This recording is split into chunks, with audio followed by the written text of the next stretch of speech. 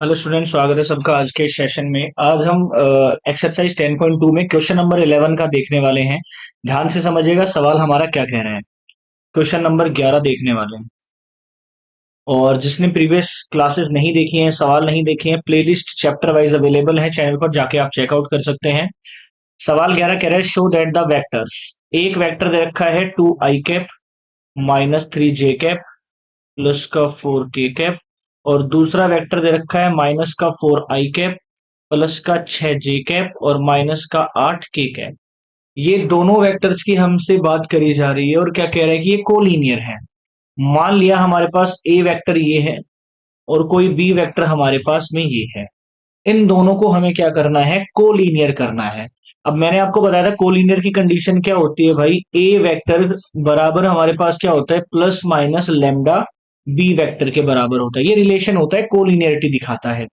Plus minus क्या show करता है कि अगर मान लो प्लस में अगर आ रहा है लेमडा बी, तब तो वो सेम डायरेक्शन होता है। माइनस का मतलब होता है डिफरेंट डायरेक्शंस। और लेमडा कोई भी नंबर होता है जो सेम नंबर एक स्केलर नंबर बी दूसरे वेक्टर से मल्टीप्लाई किया गया हो। अब देखो, मैं क्या करता हूं, ए बराबर में यानी कि 2 i कैप माइनस में 3 j कैप प्लस में 4 k कैप बराबर, इधर मैं रख लेता हूं माइनस का 4 i कैप प्लस में 6 j कैप और माइनस में 8 k cap.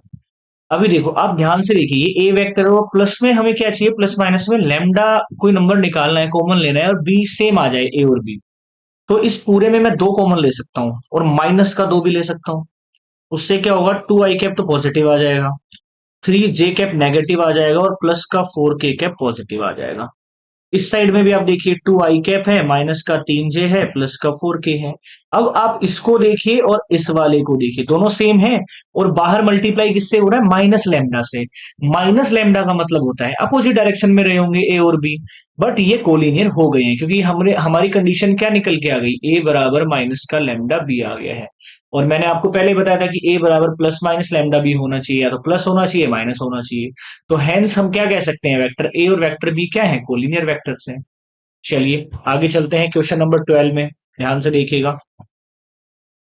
Find the direction cosines of the vector. भाई देखो, डायरेक्शन रेशियो और डायरेक्शन कोसाइन दो चीजें होती हैं। मैं मान लेता हूं कोई ए वेक्टर मेरे पास है, x i cap, y j cap और z k cap.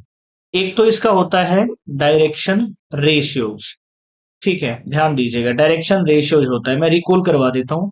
Direction ratio क्या होता है, i कैप, j कैप और k कैप के कोफिशिएंट्स को हम क्या बोलते हैं, डायरेक्शन रेशियो बोलते हैं। मतलब इसका जो डायरेक्शन रेशियोज है वो एक्स वाई जेड तीनों है। दूसरा हमारे पास आता है डायरेक्शन कोसाइंस, यानी कि दिक कोसाइन भी आप उसको बोल सकते हैं। दूसरी बात, तो इसका फॉर्मूला होता है, वो हम रिप्रेजेंट किससे करते हैं, एल एम एन से करते हैं। एल क्या होगा, अगर मैं इसी वेक्टर की बात करूं, तो एल मतलब आई के लिए निकाला जा रहा है, तो एक्स बटे में क्या हो जाएगा, x square y square z square हो जाएगा।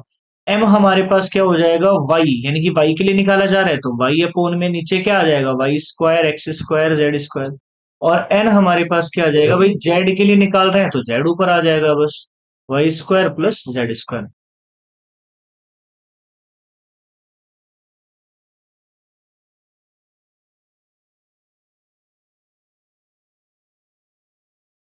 एल इज टू मेरे पास क्या आ जाएगा, आई का कोफिशिएंट 1 है और डिवाइड में यानी कि 1 का स्क्वायर, ठीक है, प्लस 2 का स्क्वायर और प्लस 3 का स्क्वायर हो जाएगा।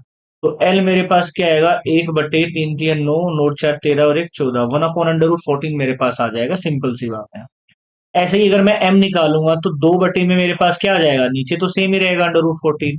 और n मेरे पास क्या आ जाएगा, 3/में √14 आ जाएगा, मतलब नीचे सेम रहेगा। ठीक है, 3 3 9 और 4 13 1 14। ठीक है, तो ये हमारा क्या हो जाएगा, आंसर हो जाएगा इस सवाल के लिए, क्वेश्चन नंबर 12।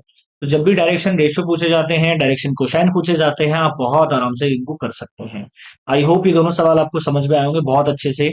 शेयर सबसे कर दीजिएगा, शाम को 4 बजे वीडियोस अपलोड आप लोगों के लिए हो जाती है। जय हिंद।